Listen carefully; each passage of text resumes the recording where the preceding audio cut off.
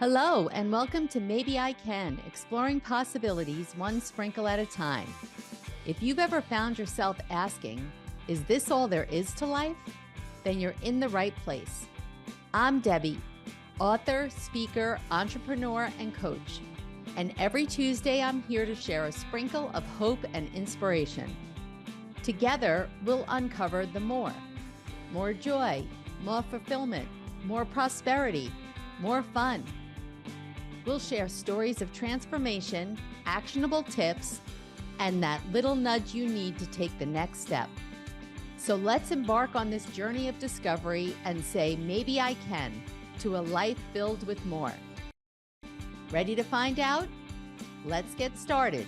The Maybe I Can show starts now. Hi, everyone, and welcome back to the Maybe I Can podcast. I am your host, Debbie Weiss. And today we are closing out our month-long series on family caregiving. As you know, it is a topic near and dear to my heart. And so many of us who have found ourselves as caregivers, I think, never expected to be in that position, but we never know what life throws at us. And so I'm happy to say that boy, it wasn't until I don't even know how many years ago that I discovered that what I had been doing my whole life actually had a name. I didn't know it had a name. I just thought this is what you did, right? You took care of your sick loved ones. And I didn't realize that there's a whole network of people out there that are there to help those of us that do just that. And so today, my guest is someone who has had experience on both sides of the fence as a caregiver and also helping caregivers find the right care for their loved ones. And she is someone that I've actually met in person because I have to be honest, so many of my guests come from either somewhere else in the country or in the world, that it's not that often that I have someone local on the show. But today I do. So let me introduce you to Jessica Dale. She is the co-owner of A Place at Home in Somerville, New Jersey. And today we are going to explore her own caregiving journey, what A Place at Home is, what she actually does there, and how she can help. So Jessica, welcome to the show. Thanks, Debbie. I'm very honored to be here and excited to be part of this amazing mission that you have. Well, thank you. You and I are acquaintances. It seems like we've been thrown together at different places somehow, right? There's divine intervention, and you are a powerhouse packed in that petite little body of yours. Let me just say that. You're funny. This woman is amazing. So first, I'm going to ask you the question that I ask all my guests. Please share with us a time when you went from a defeated I can't mindset to a more empowered maybe I can attitude. Absolutely. I want to say that for me was when I decided to pursue my own business in home care.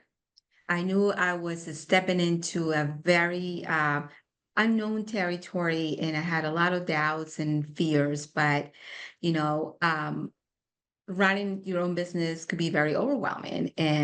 But deep inside, I knew that I had found my mission and purpose. I wanted to serve this population, these seniors and their families, because I knew what was to be and the other side as a caregiver. So that was my time, that I felt like maybe I can't, maybe I can.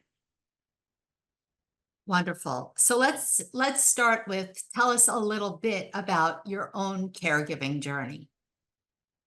Well, I've been taking care of my family like everybody else, but there was a time where I was caring for my mother and also my small kids. They call it the sandwich generation when you're doing both. My kids were very, very little. My daughter was one, and my son was a newborn when my mom was diagnosed with breast cancer. She was also um, dealing with a liver disease that is an autoimmune disease. So at that point, the cancer took more priority to care for. So it was very challenging. I didn't know what was available out there in the community. So I relied a lot on friends and family, which were great, but it is very overwhelming. And then later on, when my son, when he was the 1 year old, was diagnosed with autism, I didn't know what to expect. Thankfully, he is very high functioning now. He's 18, he's going to college, but it was very challenging to care for a parent, and then having the kids, and then later on being, in a position that I had to advocate for my son in many different ways. So it was very challenging as a caregiver. Yeah, as I can relate since I've cared for a parent, a son in the same very similar circumstances, and then my husband. Talk a little bit about how different was it for you being the caregiver to your mom versus the caregiver to your son? Like, the feeling, just obviously the circumstances were different. Yes. So, it was almost parallel, to be honest with you, because when my son was diagnosed, my mom was coming out of chemo and was getting better. So it was almost parallel, but at the same time, it was almost like one issue and then another situation came. I don't like calling them problems or issues. I like calling them challenges because life is just a challenge. At all times we have to resolve those challenges and to overcome and to lean on those people that we love and that loved us. Um, Caring for my mom, it was in a way challenging, but she is somebody that it was an old person that I can, she can understand and cooperate. With a child, it's different. They demand more of you, and they don't understand a lot of things. And as a parent, the pain that you feel of knowing that they can at one point of their lives be vulnerable to many different things. The unknown of the level was very, very frustrating and painful. It was very painful. I remember feeling this deep pain in my heart that what's going to happen. But then again, I think as a parent, you equip yourself and the adrenaline, I think, kicks in and you just do whatever you need to do. And I was on a mission, and I just wanted to get him to a place where he could be independent, that he could have a life that he deserved, and I prayed a lot. I am very spiritual. I believe in the power of prayers. So I feel like that helped me a lot. With my mom is very she doesn't complain. So it was easy in a way because she is a very good sport, and honestly, she's very strong. So that helped.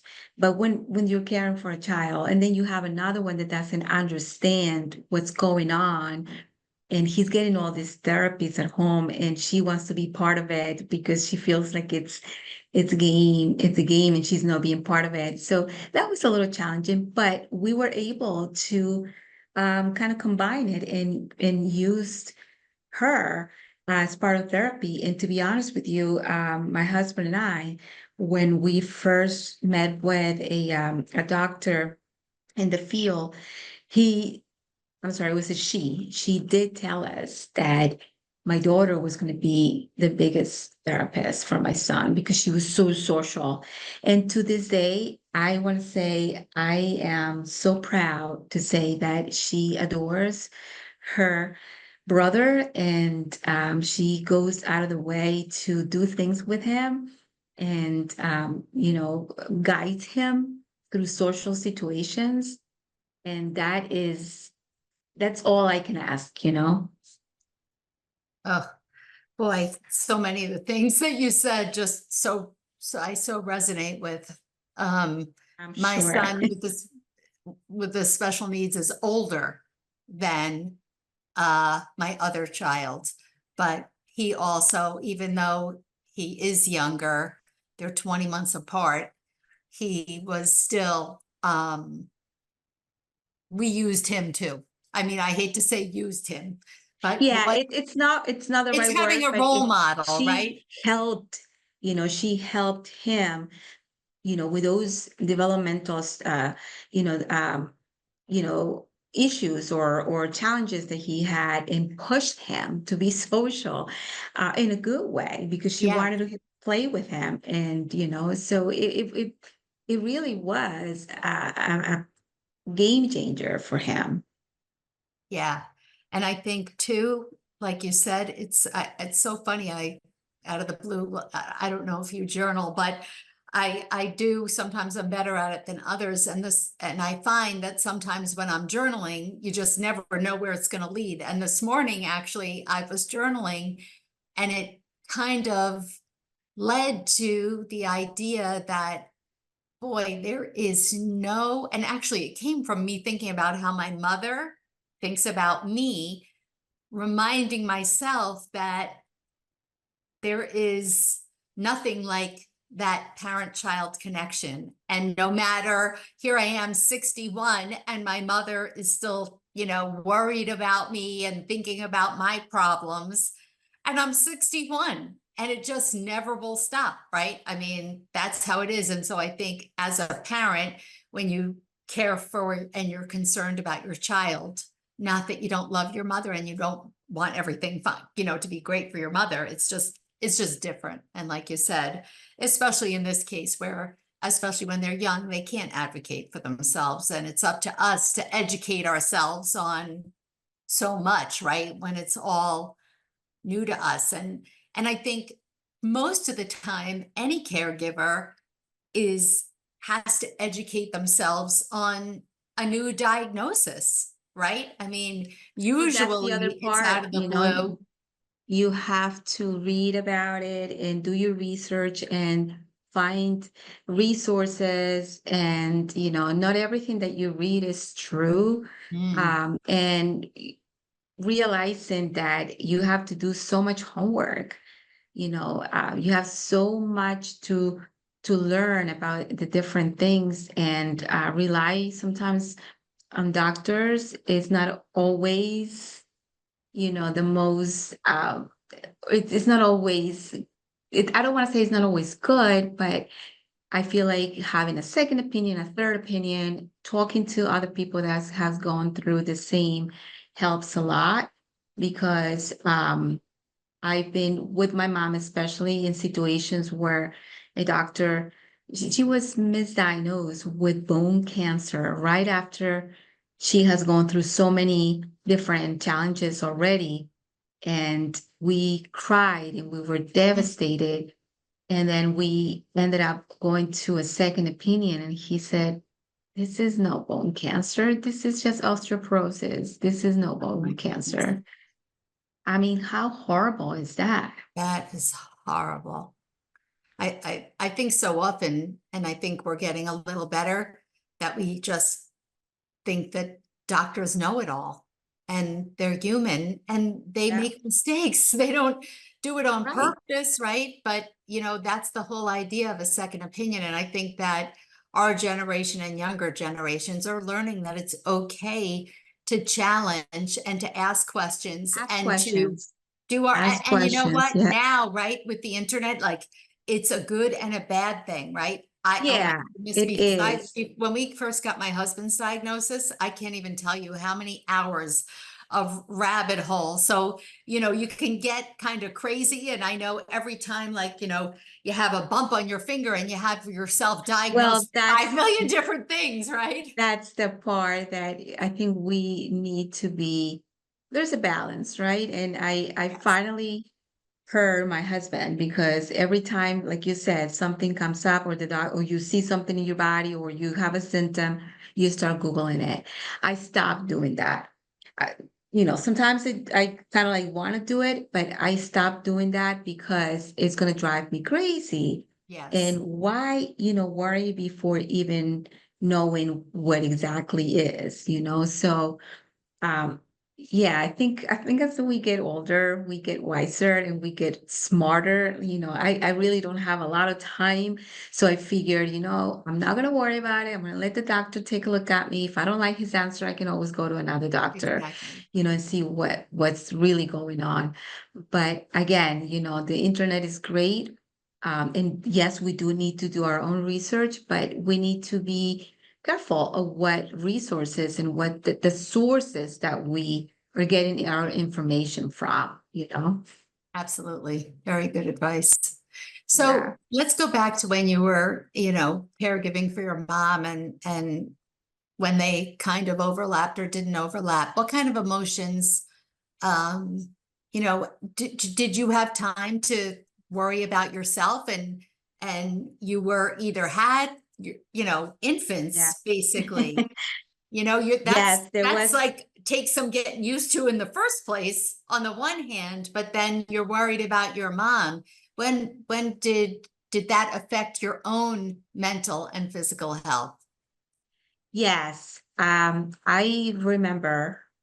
I can tell you at one point, when my mom went to get her liver transplant, because after she was diagnosed with the breast cancer, right after like a year, her liver disease progressed.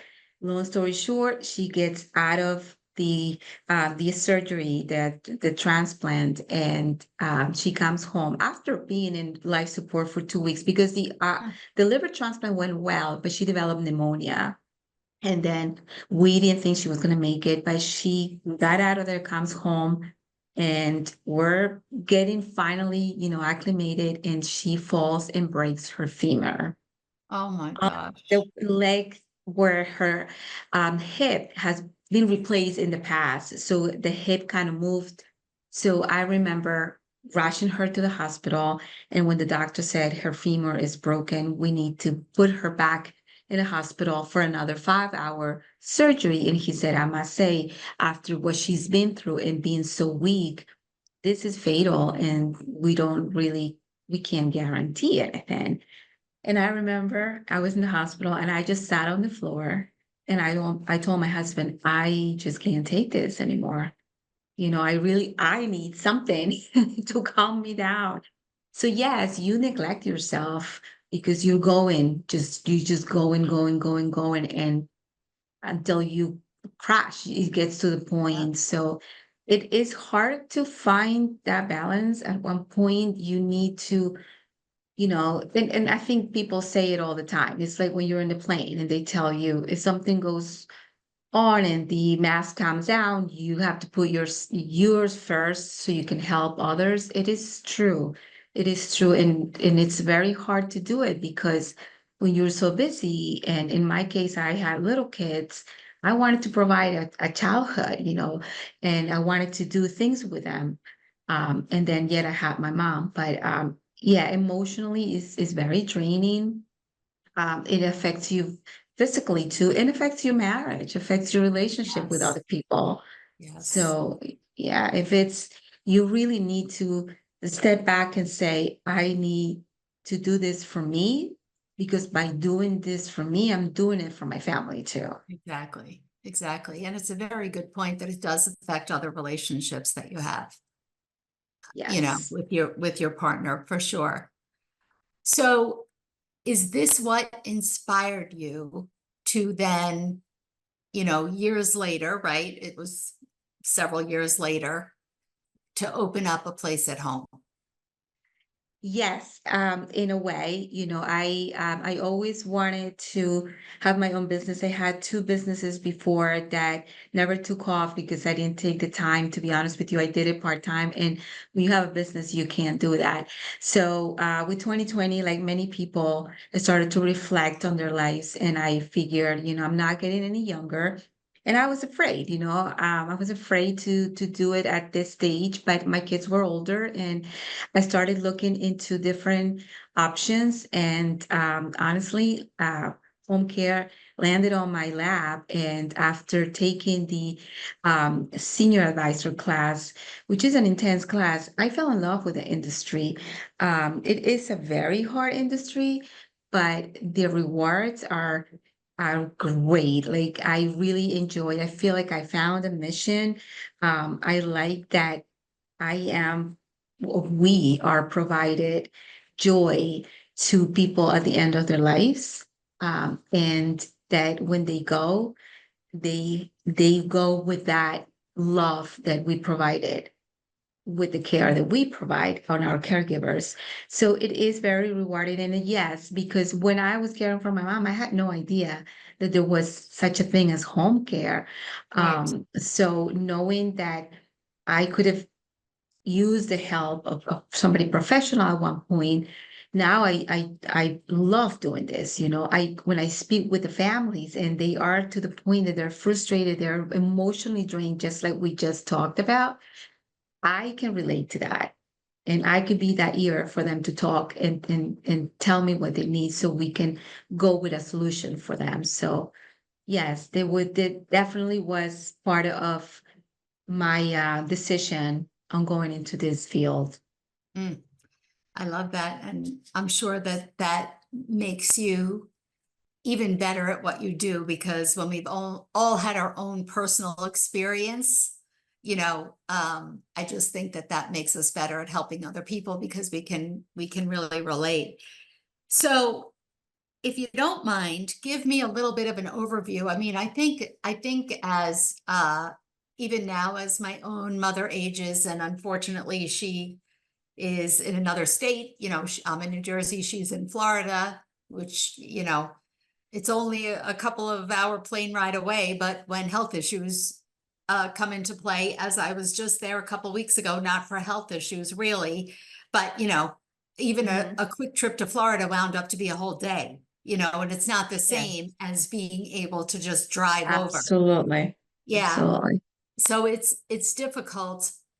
How do you decide, and especially with your loved one, your senior, and I think about that myself, about situations where I had to put my dad, or move my dad into different levels of care outside of his home, and he was resistant, understandably, and I think I would feel the same way personally.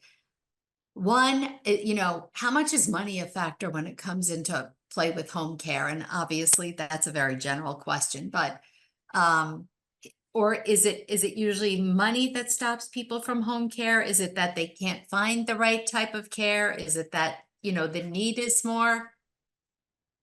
So it's a little bit of everything, definitely the financial aspect is very common.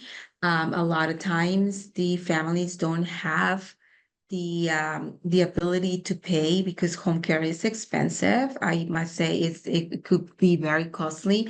A lot of people do have the long-term care insurance, which helps a lot. So I always tell people, don't wait to use it, because if you have been paying forever, you probably have good coverage. Use it when you need it. Don't save Yes. it because it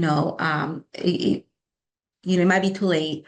Right. Um, so the challenges also come from this. It's the loved ones that they don't want to. They feel like they're still independent. So what works a lot for families is when they have that conversation and they tell them directly, this help is not only for you, but it's also for me, Mm, because I am tired, and I feel like it's also for the relationship of the parents the adult parents, the adult children to the parents, because if you're going there to do chores and help them all the time, you're going to be burned out.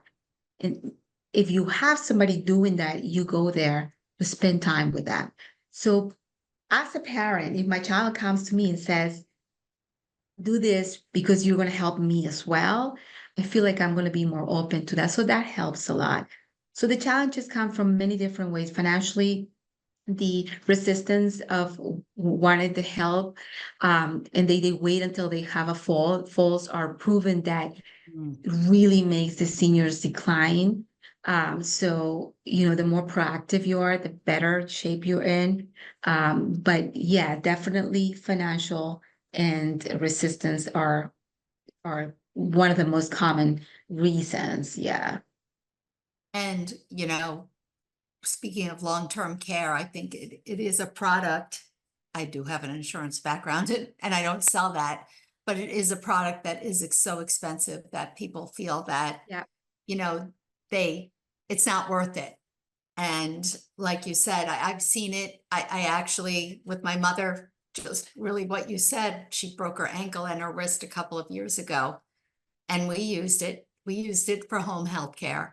And, Yeah. when she didn't need it, she protested. But, even if she didn't require such great care, someone was there because she lived alone to help her walk to the bathroom or get her a drink or, whatever it was. And you're They think that they are going to need it when they can't even do anything, and it's right. not that. It's prevention. When you start feeling that you can do certain things, that's when you should get somebody to help you. Exactly. And look, what you just said is brilliant about playing on the fact that we just talked about how my, mother worries about me at 61. And so Mhm. to say the same, and it's the truth, you're not telling, you're not lying, but when you can play on their heartstrings and realize that it's also Yes, helping their child, I think that, absolutely. yeah, that Absolutely. Yeah. that really makes a lot of sense. Jessica, I can't believe that so quickly, as all my episodes, that never feels like we have enough time. But please, as we're closing, and I'll put your information in the show notes, but your website, your contact information, can you just share that with our listeners? Absolutely. We are located in Somerville, but we cover Hunterdon, Somerset, Morris counties, as well as some parts of Middlesex and Union County. My website is iplaceathomenj.com. Again, iplaceathomenj.com. And our phone number is 908-430-9222. Thank you so much Wonderful. for having me, Debbie. This was Oh, wonderful. It felt really like being, together in person. Yeah, so it's so exactly. That's comfortable. good. Well, thank you. Everything that you shared is so important. And I hope if you're listening and you're struggling with the idea of taking care of your senior, just remember that there are people out there who are not only willing to help, but are coming from a place of love and care.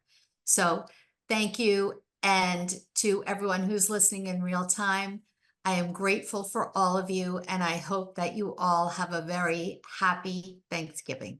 See you next week. Happy Thanksgiving. Thanks for spending part of your day with me here on Maybe I Can, exploring possibilities one sprinkle at a time.